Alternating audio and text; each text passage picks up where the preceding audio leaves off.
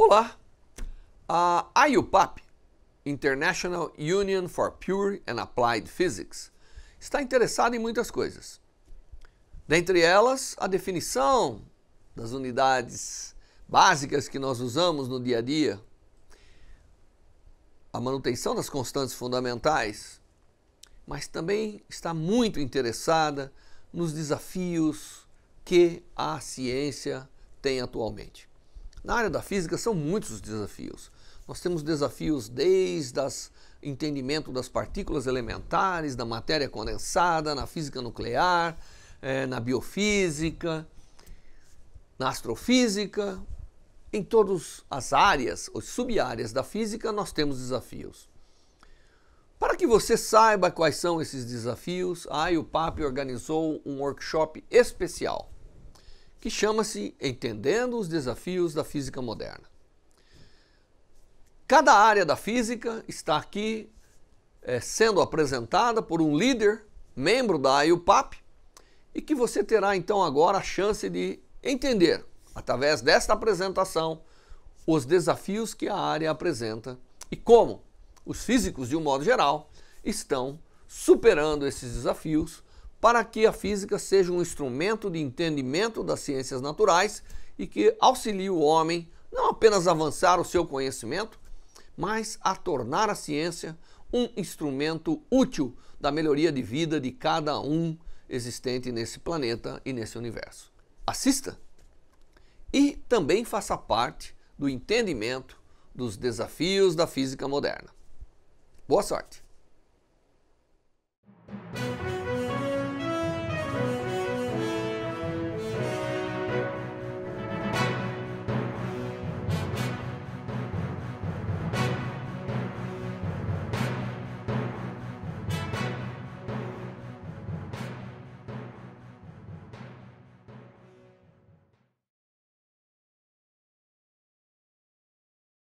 So we are getting close to the end of the workshop, actually. So this is the last session, which will deal with this project, the ICSU grant on light sources for the for the Americas, Africa, and Asia.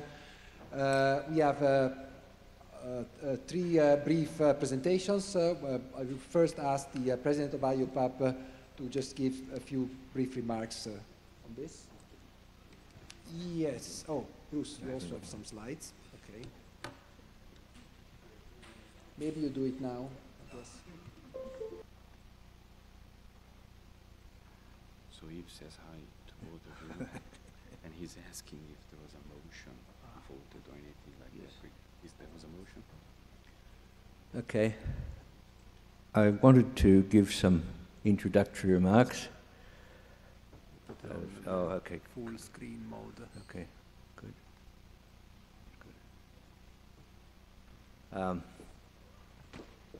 And I wanted to concentrate on the background behind the light source proposal that Sandro is going to tell us about. And to begin with, I wanted to tell you a little bit about, very little bit about the connection between the National Council of Science, which still uses the acronym of ICSU, which was its earlier name was the International Council of Scientific Unions, and us, the International Union of Pure and Applied Physics. We're one of the scientific unions who is a member of the International Council of Science. There are about 35 such unions, members of the International Council of Science, and there are about 120 national members of ICSU. Basically, the national members are the source of the money, and the unions are the source of the scientific input. And we pay about 6% of our income for the privilege of belonging to ICSU. And as long as we can think of something that we want to do and is important to us, getting a grant back from ICSU to do that is a very good return on our membership. And for a while, we got some grants of around 30,000 euros, which we could spend over 1 year. And ICSU decided that it wasn't spending enough, it wasn't giving out enough money for grants, and it wanted to do a couple of things with them. So it offered the possibility of 30,000 euros over 3 years. Our early attempts were connected but didn't succeed. One that didn't succeed was a possibility of getting feasibility studies for light sources in Africa. But that morphed when we had this chance of getting a significant amount of money. And it just shows you don't have to have a catchy title to get on with, to get success, because the original grant application was called Utilisation of Light Source and Crystallographic Sciences to facilitate the enhancement of knowledge and improve the economic and social conditions in targeted regions of the world. And that was quite a mouthful, so it was all quickly shortened down to Light Sources for Africa, the Americas and the Middle East. The ICSU project was designed to be attractive to the unions, 100,000 euros a year for 3 years, and they forced collaboration between unions. 2 must be lead applications of any application. And the 2 which were the lead applicants on this application were the National Union of Pure and Applied Physics and the National Union of Crystallography. And there's an interesting historical connection between those 2 unions. Our first president was William Bragg, and the first president of the National Union of Crystallography was his son, Lawrence Bragg. And as well as those unions, supporting applicants are required. And so the National Union of Materials Research Societies is one of the supporting applicants, and the ICSU Regional Office for Africa and the Regional Office for Latin America and the Caribbean and the various others. A big long list of supporters in this. And I'll quote you a couple of things from the original application. It said, the proposed project will promote advanced light sources and crystallographic sciences in targeted regions of the world. It will focus on training young researchers, reaching out to professionals such as university faculty, and engaging the public and governmental officials in discussions about the role that advanced light sources and crystallographic sciences can play to improve their country's education institutions, economies, social structures, health and world competitiveness. And I come from a country, Australia, which has a fairly recent advanced light source, and that was built by the state government of the state of Victoria, in which Melbourne lives, and it was built because of the push for it by the biological scientists. And because of where we're standing now, I thought I would read another part of the application to you. Each region can look to advanced light source science in Brazil as a model. It's designed at first advanced light source in 1983 and launched it in 1997. Initially, it was difficult to convince key parties of the benefits of this. At its opening, researchers submitted only a few proposals, but the number of proposals grew quickly by orders of magnitude. And Brazil is now recognised internationally for the quality of its research, particularly in structural biology, and currently it is constructing a 4th generation advanced light source called Sirius. That was written a couple of years ago, and Sirius is much more advanced, as we'll hear later. So I thought I'd just give you a little bit of background where this all started from, and I'd let Sandro tell you more about it. Thank you. How do I kill it? Thank you, Bruce, for this overview on the particularly institutional background of the project. Let me start right away with some more details about LAAMP. LAAMP has actually now become LAAMP with 3 A's, because we've recently decided to add also Asia. So it's Africa, the Americas, Middle East, well, actually Africa, Americas, Asia, and the Middle East. So it's going to, the logo probably will stay the same because we don't want to redesign the logo, but it's actually 3 A's. So, background, a little bit more on the scientific background. This is a slide that essentially summarizes the motivation behind this project. This is the list, a world map with a list of synchrotron radiation facilities. We've heard today the Sesame, about Sesame, this new light source in the Middle East. But clearly, as you can see, the distribution of light sources is strongly biased towards the developed world with clear gaps, particularly in Africa. In Africa, there's no light source. In Latin America, there's only the Brazilian one, and also in Southeast Asia, the situation is still quite, I mean, there's not too much in Southeast Asia. So, and it was, of course, there are a number of initiatives around the world to try and set up and start designing, make plans for synchrotron radiation light sources also in those areas. In particular, there's a plan to start thinking of a light source in Africa. And of course, the case is quite simple to make. I mean, there are scientific areas that are clearly of regional interest to specific countries, to specific regions. And I guess the example of Brazil is a very interesting one. The fact that the community of structural biology, protein crystallography, essentially benefited a lot from the establishment of a light source. A community that didn't exist before, or at least was much, was less strong than it is now. But actually, before one thinks of constructing a light source, we thought that it was important to make sure that there was a community of scientists, of users that would eventually be interested in using the facility.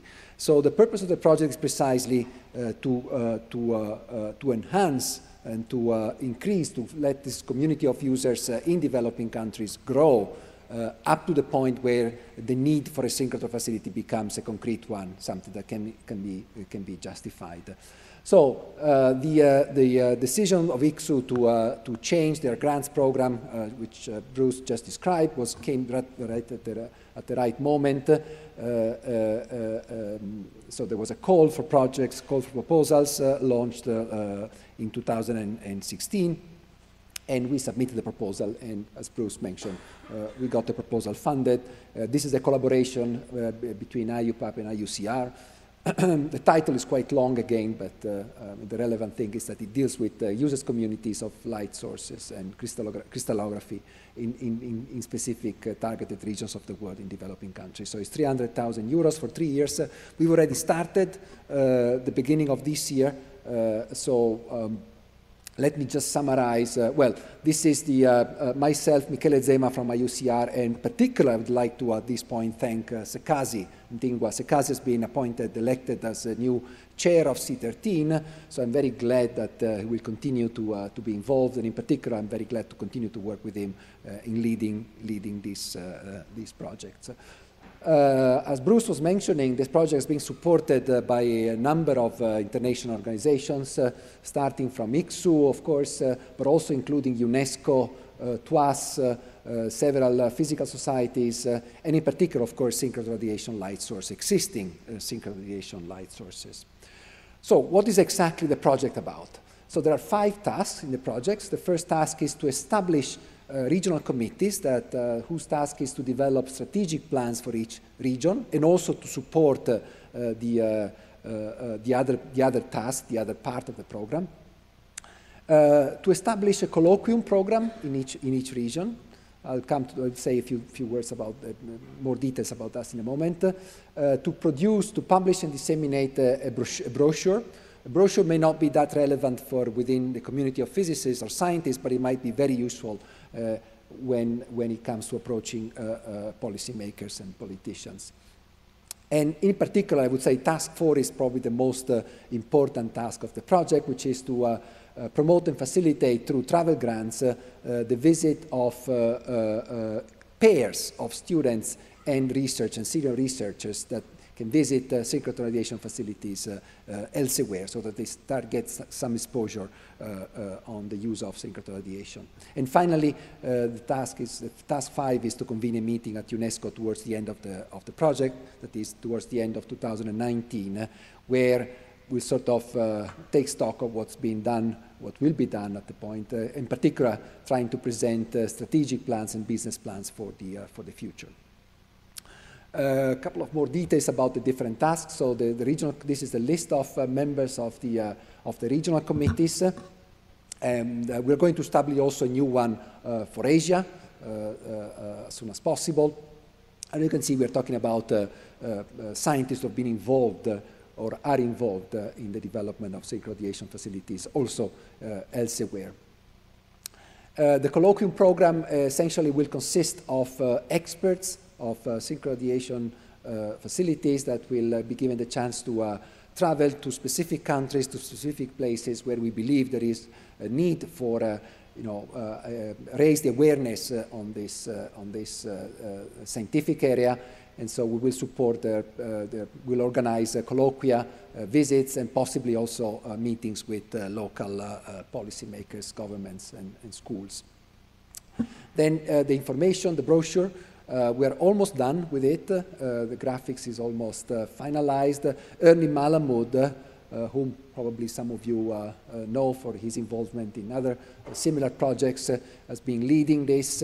We hope that by the beginning of 2018 we'll have actually the printed version of the brochure. And travel grants, here are some more details about what exactly we mean by that. So essentially we would like to,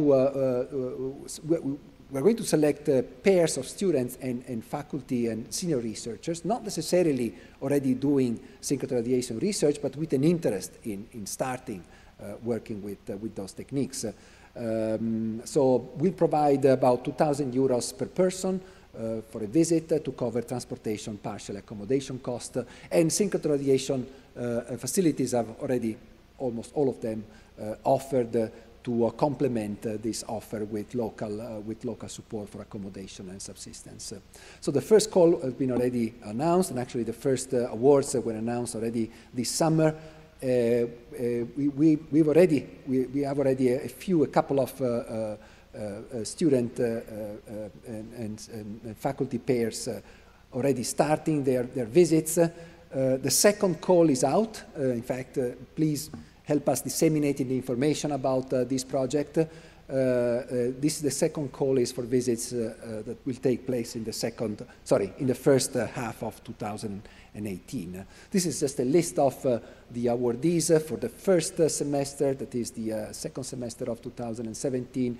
As you can see, we're talking about scientists coming from, say, here we have scientists from Botswana visiting the Japan photon factory. Here we have scientists from Senegal visiting ESRF in Grenoble, scientists from Trinidad Tobago visiting Brookhaven, visiting ESRF. You see, I mean, there's quite a, a complicated flow of scientists going around and visiting different synchrotron facilities. You might also notice that ESRF is quite oversubscribed. ESRF is one of the top, if not the top, synchrotron radiation facility in the world. So it's not surprising that we're now actually trying to see if we can send the next pairs to other synchrotron facilities, because this is getting a little bit complicated from a logistical point of view to be handled by ESRF. We have a number of synchrotron radiation facilities which have already accepted to be partners in this project. We are now currently negotiating with other light sources in Asia. It would be nice if the Brazilian light source would be a member of this, would be a partner in this initiative. And finally, to conclude, I mean, we've also been covered by a nice article which appeared in Science a few months ago, written by Sekasi and Herman Winnick, in which essentially they described the inauguration of Sesame, but at the same time they also sort of describe the LAAMP project as a sort of future for light sources worldwide. And I'd like to just mention the quote from the article: "These new endeavors will face challenges, but they share with Sesame the goals of building regional capacity and promoting understanding, friendship, and peace by bringing together scientists from different countries and ethnicities to perform world-class science." And I guess this, again, embodies in full what is the spirit of IUPAP. So thank you very much.